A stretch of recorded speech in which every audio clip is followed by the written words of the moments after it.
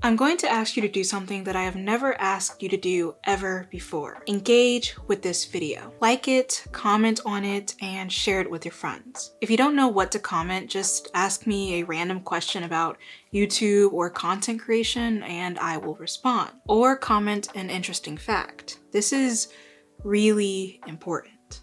According to my analytics, most of my audience is in their mid to late 20s, the same as me. At this age, if we have the privilege to do so, we are usually working towards our dreams and building a life that we love and one that we feel safe and comfortable in. But for millions of people across the globe, that is obviously not the case. For many people in Sudan, in Congo, and Palestine, even where I'm from in the United States, that opportunity has been forcibly taken away. This is the reality for Ahmed. I met Ahmed 5 months ago through OOB, and I have talked about him in my previous videos as well as on my Instagram. He is a very kind, very resilient, and innovative person living in Palestine. Like most of you, he is in his late 20s, and he's just trying to survive and keep his family safe. Here's a little about Ahmed and his journey in his own words. My name is Ahmed Matar and I am 27 years old. I lost my father when I was 6. He was martyred by the occupation forces during their 2003 assault on Gaza. Before the war, I completed my studies in media, fueled by a passion for photography and art. I dreamed of building a career, but the war shattered those dreams. Now my only focus is keeping my family safe. In the early days of war, I lost 21 relatives, and my family has been displaced 6 times. We now live in makeshift tents in Khan Yunis with no real shelter. My niece, Tagrid, was born in November 2023 when we were first displaced. She's never known the comfort of a home or a peaceful night's sleep. Our conditions are beyond difficult. Food is scarce, and what little we find is overpriced and poor in quality. We're forced to survive on whatever we can find. Diseases are spreading rapidly due to the lack of clean water and hygiene products, putting us at constant risk of illness. Every night, planes fly low over our tents, adding to the stress and fear we live with, especially for the children. The days are unbearably hot, and with winter approaching, we don't know how we will survive the cold without proper shelter. We are trying to raise awareness of the severe hardships we face in Gaza, that being a lack of food, the spread of diseases, and constant fear of attacks. We endure, hoping the world will see our suffering and help provide the relief we desperately need. Ahmed asked me to make this video so that even more eyes and ears can reach him. Day in and day out, Ahmed shares his life on Instagram, hoping and willing for people to pay attention. He shares the ways in which Palestinians have had to get creative in order to live under occupation. He describes what it's like to go thirsty, hungry, and shelterless, to be awoken in the middle of the night or in the early morning, fearing for your life as planes swarm overhead and explosions go off in the gaining distance. Ahmed is very, very tired. His family is tired. His friends are tired. Everyone in Palestine is very tired. For many of us watching, but certainly not all, we don't know what that's like. We have the privilege to be in temperature-regulated households. We don't have to worry about a meal or where we'll sleep tonight. And we don't have to wonder if we're experiencing our last moment alive on Earth when we hear a plane fly overhead.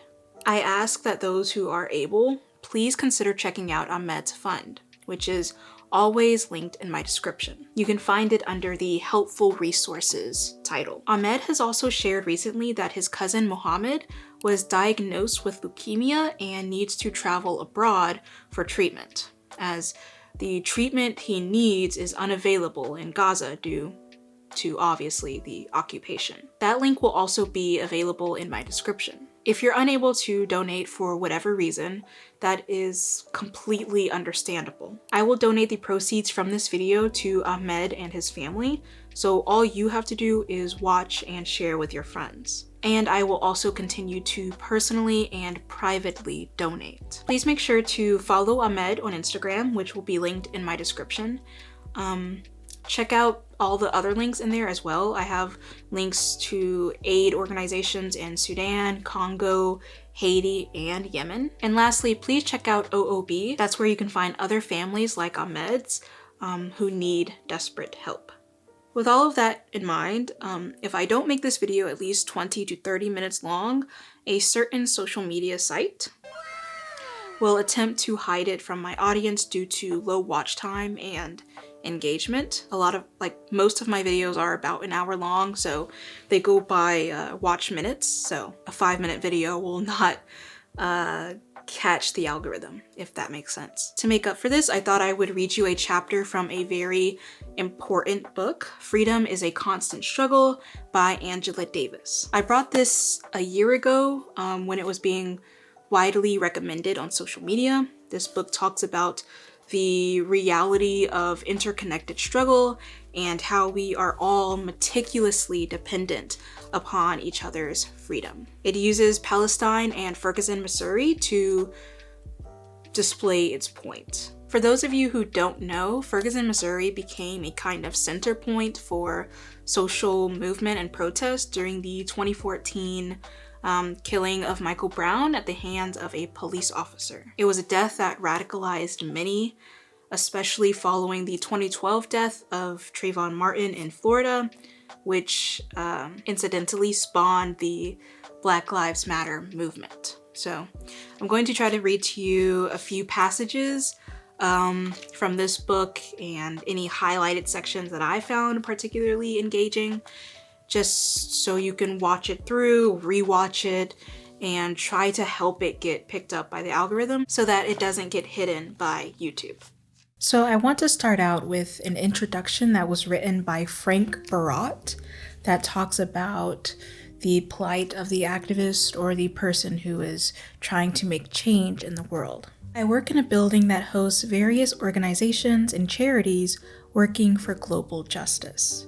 Some focused on Western Sahara, some on Palestine, others on torture, Latin America, or Africa. It is a good environment to work in, surrounded by people who believe in a fairer and better society, and who have decided to act on their beliefs and dedicate their lives to trying to change the world. Sounds utopian, maybe, but the important word here is probably not the one you are thinking of. It's trying. Trying and trying again, never stopping. That is the victory in itself. Everyone and everything tells you that outside you will not succeed, that it is too late, that we live in an epoch where a revolution cannot happen anymore.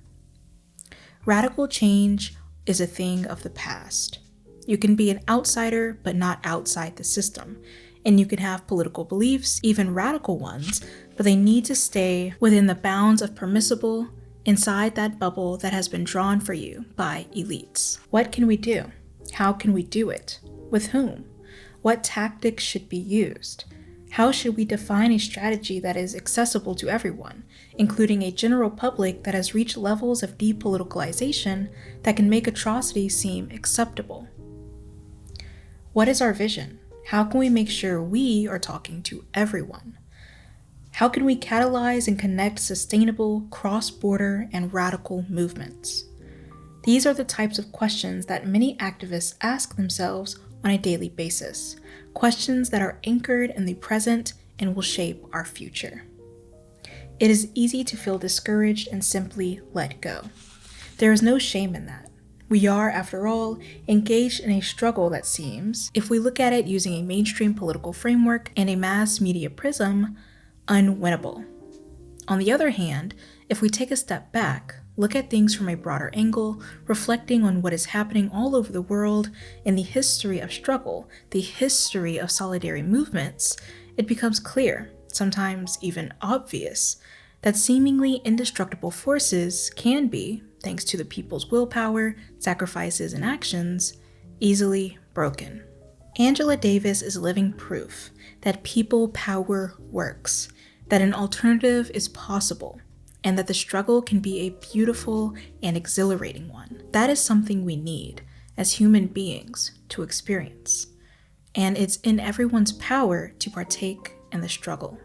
So in an interview with Frank Barat in 2014, Angela Davis kind of expounds upon the importance of not viewing yourself as an individual in a larger movement, and instead to focus on the collectivity of that movement. She starts by mentioning Nelson Mandela.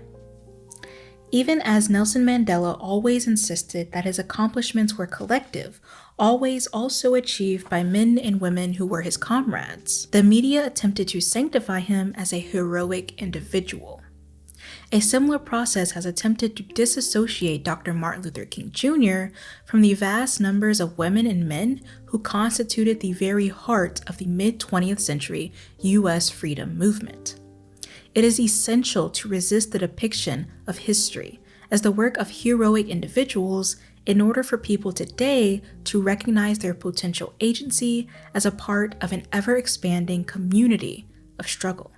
Our tendency has been to consider Palestine a separate and unfortunately too often marginal issue. This is precisely the moment to encourage everyone who believes in equality and justice to join the call for a free Palestine. So Frank asks Angela if the struggle of this is endless, and she says, "I would say that as our struggles mature, they produce new ideas, new issues, and new terrains on which we engage in the quest for freedom. Like Nelson Mandela, we must be willing to embrace the long walk towards freedom."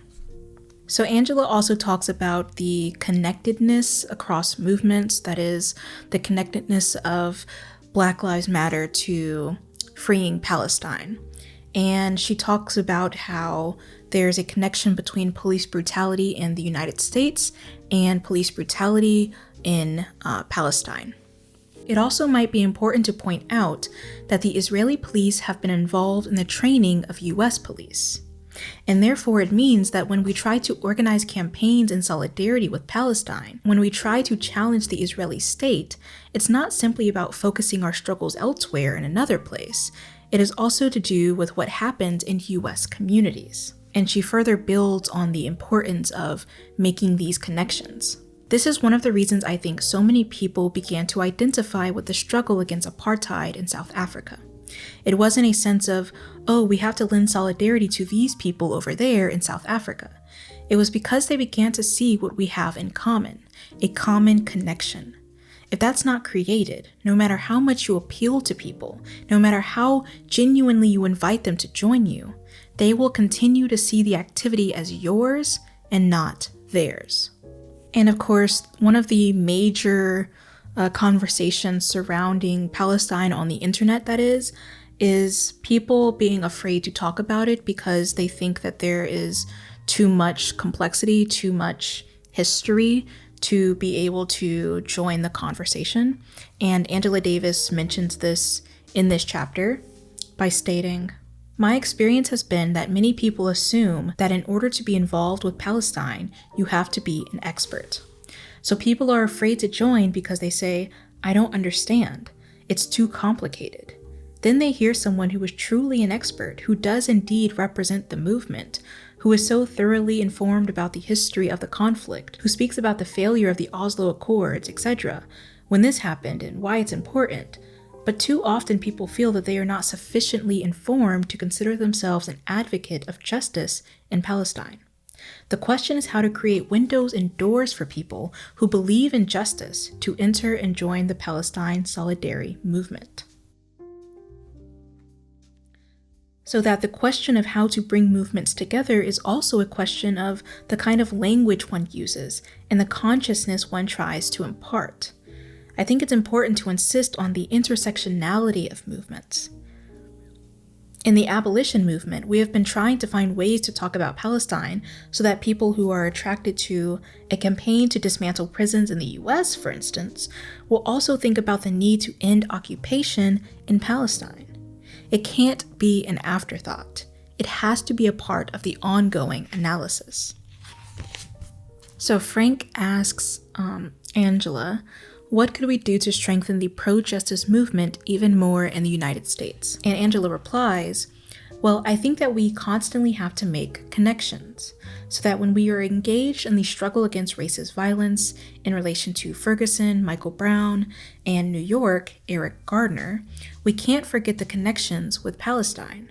So in many ways, I think we have to engage in an exercise of intersectionality, of always foregrounding those connections so that people remember that nothing happens in isolation. And then she and Frank kind of go deeper into talking about the connection with police brutality in the US and in places like Gaza. So Frank says, we talked about the militarization of the police. You see it in Ferguson. You also see it in the West Bank in Gaza. You also see it in Athens, in Greece, right now. Police forces looking like RoboCops. The fact that this is a global struggle becomes more obvious when you make those connections. And Angela replies, but they're shrewd, so we no longer see it in Ferguson because they have decided to make their militarization less visible. But even when we can't see it, we have to make the point. And I think that's perhaps even more important that people learn to see it through the efforts to render those military influences invisible. So Frank asks Angela, what can Black feminism and the Black struggle offer to the Palestinian liberation movement? And Angela replies, I don't know whether I would phrase the question in that way, because I think that solidarity always implies a kind of mutuality. Given the fact that in the US we're already encouraged to assume that we have the best of everything, that US exceptionalism puts us in a situation as activists to offer advice to people struggling all over the world, I don't agree with that. I think we share our experiences. Just as I think the development of Black feminism and women of color feminism can offer ideas, experiences, analyses to Palestinians, so can Black feminisms and women of color feminisms learn from the struggle of the Palestinian people and Palestinian feminists. So I think the whole notion of intersectionality that has characterized the kind of feminisms we're talking about, that we cannot simply look at gender in isolation from race, from class, from sexuality, from nationality, from ability, from a whole range of other issues that Palestinians or people in the Palestinian struggle have given expression to, and have actually helped people in the US imagine broader notions of intersectionality. Angela and Frank also talk about how the Palestinian struggle has changed, specifically in the United States. And Angela says that it is increasingly becoming, that is to say, the issue of Palestine is increasingly being incorporated into major social justice issues. And my own experience has been that in the past, I could always expect resistance or challenges when talking about Palestine, but now this has become increasingly acceptable. And I think that has to do with what is happening in Palestine itself. It has to do with the rise of Palestine solidarity movements all over the world, not just in the US. It has to do specifically in the US with increasing numbers of people associated with Black and Native American and Latino movements incorporating Palestine into the agenda. I think I spoke in the last interview about the tweets of Palestinian activists used to provide advice for protesters in Ferguson on how to deal with the tear gas. So that direct connection that has been facilitated by social media has been important as well. And of course, it's very important to leave off on a message of hope, because that is all we have in this situation, in this struggle. So Angela says, I don't think we have any alternative other than remaining optimistic. Optimism is an absolute necessity, even if it's only optimism of the will and pessimism of the intellect. This is an era where we have to encourage that sense of community, particularly at a time when neoliberalism attempts to force people to think of themselves only in individual terms and not in collective terms. It is in collectivities that we find reservoirs of hope and optimism. I hope you watched through this, even if you just let it play in the background. Please make sure to check out the links in my description to help Ahmed. And you can find those links in every video I post, even if it's not this one. And please also check out the links to help Ahmed's cousin, Mohammed, and check out OOB, where you can find other families just like Ahmed's. Thank you for watching.